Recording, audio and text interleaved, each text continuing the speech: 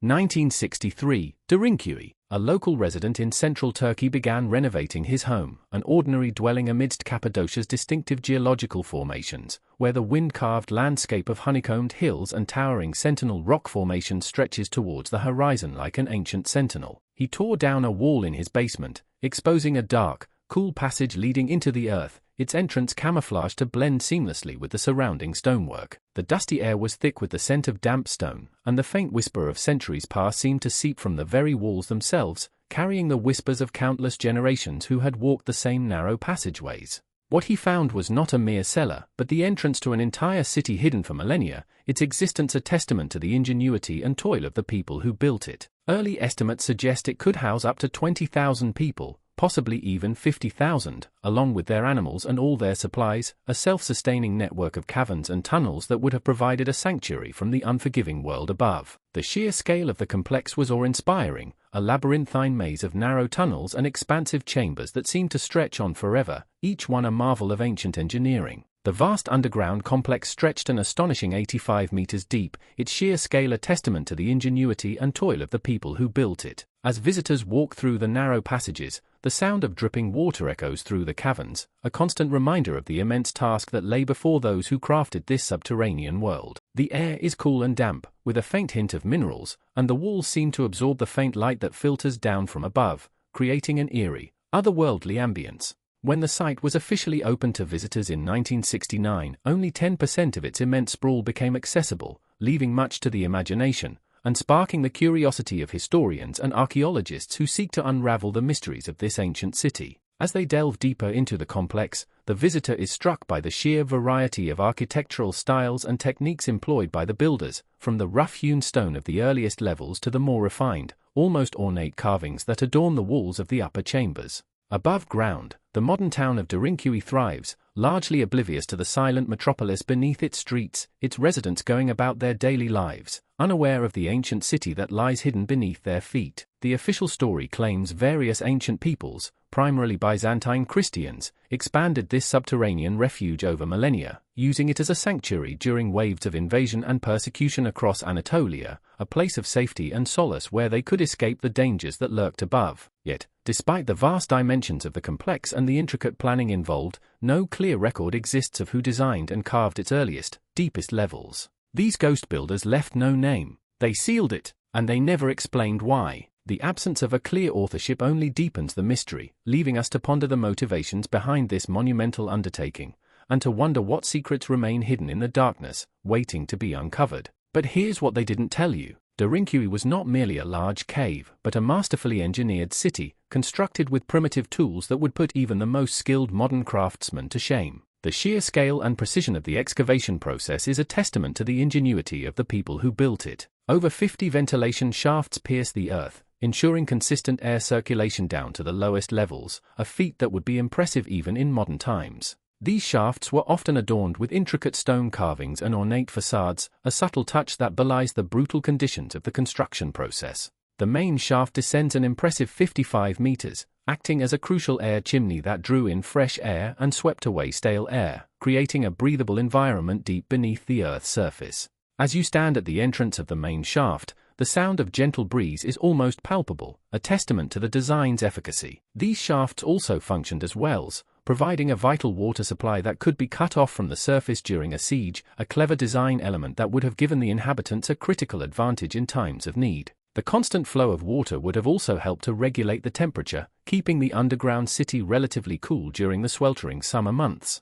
The consistent fresh air meant thousands could survive underground for months without suffocating, a critical design element often overlooked by historians and archaeologists alike. As you navigate the narrow tunnels and stairways, the air is fresh and crisp, a stark contrast to the musty smell that often pervades ancient ruins. As we delve deeper into the history of Derinkuyu, it becomes increasingly clear that this is a story not just of engineering prowess, but of human ingenuity and resilience in the face of adversity. The city's inhabitants excavated the relatively soft volcanic tuff rock, known as ignimbrite, using only simple iron picks and shovels. The air was thick with the scent of damp earth and sweat as the workers toiled in the dimly lit tunnels, their faces illuminated only by the faint glow of candles and the soft sheen of water dripping from the walls. The flickering flames cast eerie shadows on the rough-hewn rock, making it seem as though the very earth itself was shifting and twisting around them. The sound of pickaxes striking stone echoed through the tunnels, a steady beat that grew louder as the excavation progressed. The sheer volume of rock removed, estimated in the hundreds of thousands of cubic meters, coupled with the precise planning for air and water, points to a massive, coordinated labor force. Such an undertaking requires a master plan, yet no master builder is attributed to its profound initial layers. The effort involved for tools of the era suggests a sustained, multi-generational project driven by a deeply embedded societal need. As the workers excavated deeper, they would have encountered the unique properties of the ignimbrite, which proved both a blessing and a curse. On one hand, it was relatively soft and easy to excavate, but on the other, it was prone to collapse and required constant reinforcement to prevent structural instability. The workers must have been acutely aware of the risks, as they carefully constructed wooden beams and props to support the fragile rock, listening intently for the telltale signs of shifting ground. The air was heavy with the smell of freshly cut wood, mixed with the damp earth and sweat, creating an intoxicating aroma that hung over the excavation site like a physical presence.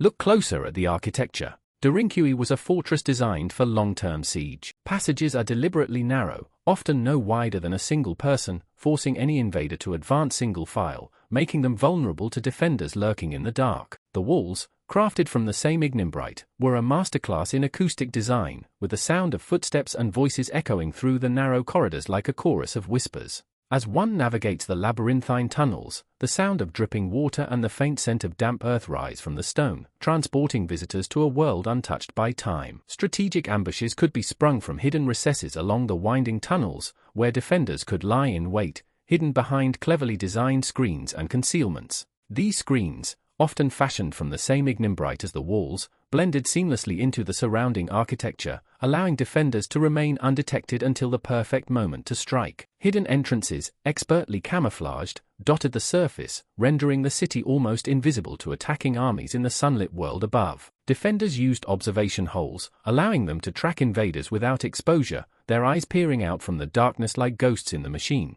The observation holes were often cleverly disguised as innocuous features, such as ventilation shafts or decorative stones, making it impossible to discern the true nature of the openings, and adding a layer of psychological complexity to the defender's arsenal. As one studies the intricate web of tunnels and passageways, it becomes clear that Derinkuyu was an engineering marvel, a testament to the ingenuity and foresight of its ancient architects. The city's designers had carefully considered every aspect of its construction, from the narrow corridors to the cleverly concealed entrances, creating a fortress that was at once beautiful and deadly. The most potent defense mechanism consisted of massive circular rolling stone doors. These stone doors, measuring 1 to 1.5 meters in diameter and 30 to 50 centimeters thick, weighed up to 500 kilograms. The massive doors could only be moved from the inside, sealing off entire sections of the city with undeniable finality. The doors were a marvel of engineering, crafted from a single piece of ignimbrite that had been quarried from the surrounding hills, quarried by skilled stonemasons who likely used primitive tools to extract the ancient rock. The sound of hammers striking stone, the sweat of the laborious, and the rumble of the hills as the quarry face was excavated would have been a familiar soundtrack to the construction of Derinkuyu. They were so massive that they required a team of workers to move them, using a combination of levers, pulleys, and sheer human muscle power, with ropes and wooden beams groaning under the weight. The doors were designed to be as airtight as possible, with a precise fit that prevented even the slightest amount of air from escaping or entering the city, a feat made possible by the expertise of the skilled craftsmen who constructed them. Such strategic design aligns with the historical threats faced by Byzantine Anatolia from Sasanian Persian invasions in the 6th and 7th centuries CE, and relentless Arab-Byzantine wars from the 7th to the 11th century CE. The subterranean city was not a hurried escape route, it was a purpose-built, long-term sanctuary, implying an enemy known for prolonged, devastating sieges and the need for absolute concealment, where defenders might have been forced to live in close quarters for months or even years. The defenders of Derinkuyu would have been well aware of the brutal tactics employed by their enemies, from the use of catapults and siege engines to the brutal slaughter of civilians and prisoners, a grim reality that must have weighed heavily on their minds as they designed their underground fortress. In response, they designed a fortress that would last, a testament to their ingenuity and determination in the face of overwhelming odds. The official record stops here. The Derinkuyu complex functioned as a self-sustaining society, a testament to the resourcefulness of its inhabitants. On the upper levels, Archaeologists found dedicated, surprisingly large stables, designed for livestock such as horses, donkeys, and sheep, their wooden stalls weathered to a soft grey from years of use. These extensive stable facilities meant entire communities,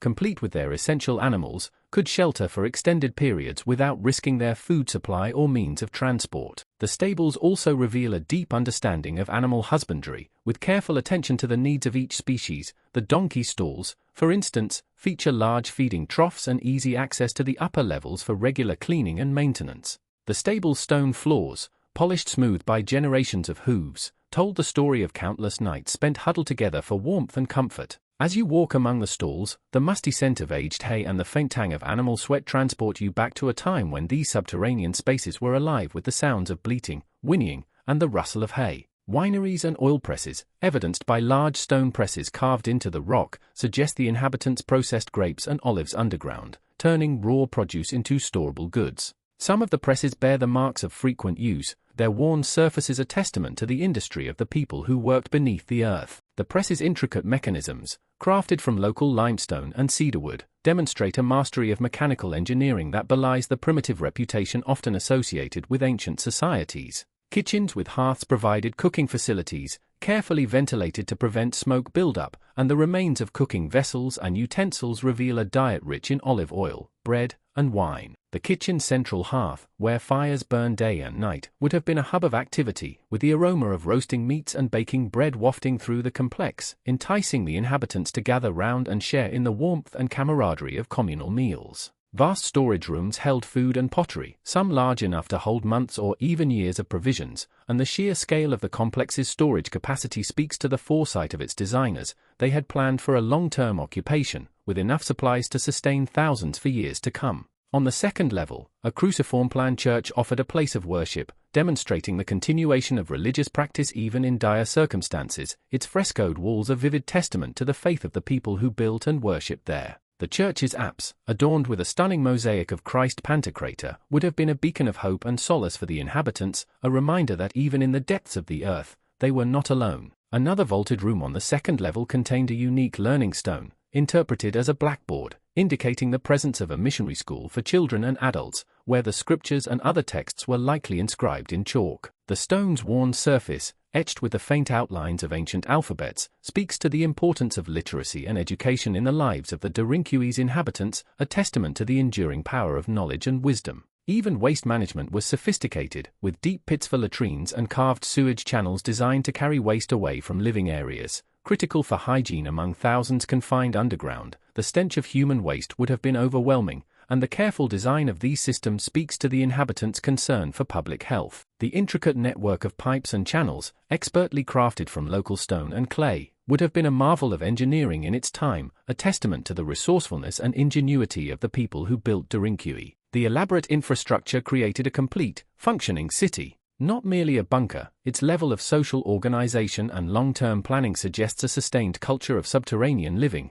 yet it lacks a named founder or defining cultural inscription for its deepest genesis, a mystery that has puzzled archaeologists and historians for generations, a testament to the enduring enigma of Derinkuyu. The dates don't match. No definitive primary source details the original construction of Derinkuyu. The Phrygian hypothesis suggests that the earliest, uppermost layers might have been excavated by the Phrygians in the 7th or 8th century BCE, based on tool marks and architectural styles found in initial passages, which bear a striking resemblance to the intricate masonry of the Phrygian capital, Gordion. As we delve deeper into the subterranean tunnels, the air thickens with an almost palpable sense of history, the weight of which is palpable on the stone walls. The Phrygians were known for their elaborate burial sites, such as the Midas Mound, a testament to their advanced engineering skills, with its labyrinthine passages and subterranean chambers that rival the grandeur of Derinkuyu itself. One can almost imagine the Phrygian craftsmen, hewing the stone with precision and care, their hands moving in tandem as they shaped the very foundation of this underground world. However, concrete evidence remains elusive, leaving room for earlier origins. Some speculative accounts mention a Hittite connection from the 2nd millennium BCE, a powerful empire known for its advanced engineering, though no direct archaeological link has been definitively proven within Derinkuyu itself, fueling ongoing debates among historians and archaeologists. The very idea of a Hittite presence here sends a shiver down the spine, transporting us to a time when the Hittite Empire stretched from the Mediterranean to the Euphrates, its influence felt in the art, architecture, and even the languages of the region. Yet, the absence of explicit records from the time is a mystery that continues to intrigue, much like the enigmatic smile of the Phrygian Sphinx, a symbol of the region's rich cultural heritage. As we navigate the narrow passages and cavernous spaces of Derinkuyu, we are reminded that, despite our best efforts, some secrets will forever remain hidden beneath the surface, waiting to be unearthed by future generations of archaeologists and historians. The ancient Greek geographer Strabo, in his Geographica written between 64 BCE and 24 CE, described Cappadocians living underground in excavated caves,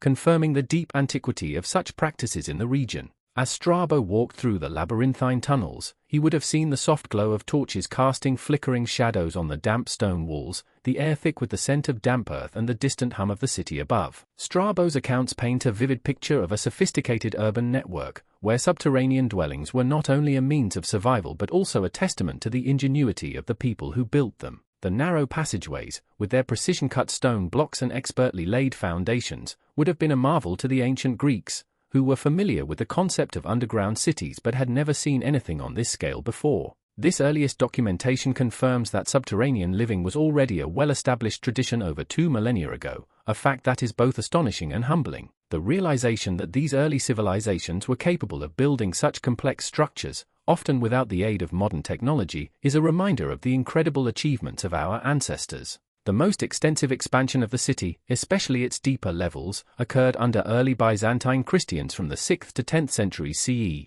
as they faced persistent invasions and sought refuge in the safety of the underground tunnels. As they descended into the depths, they would have been surrounded by the musty smell of aged stone, the only sound the gentle dripping of water from the ancient walls. The Byzantines vastly enlarged Derinkuyu, adding new layers and chambers, and likely introducing new architectural features, such as the use of barrel vaults and domed ceilings, which were characteristic of their building style. The intricate stonework, with its delicate carvings and ornate details, would have shone like a beacon in the dim light, a testament to the skill of the Byzantine craftsmen. However, despite their extensive modifications, the fundamental, deep excavation style in its earliest layers hints at an older, highly capable building culture, one that left behind a legacy of impressive engineering feats and a deep understanding of the region's geology. The initial building culture left no explicit mark of its identity, its initial, massive engineering feat remaining shrouded in pre-literate history or deliberate anonymity, a mystery that continues to fascinate and inspire us today.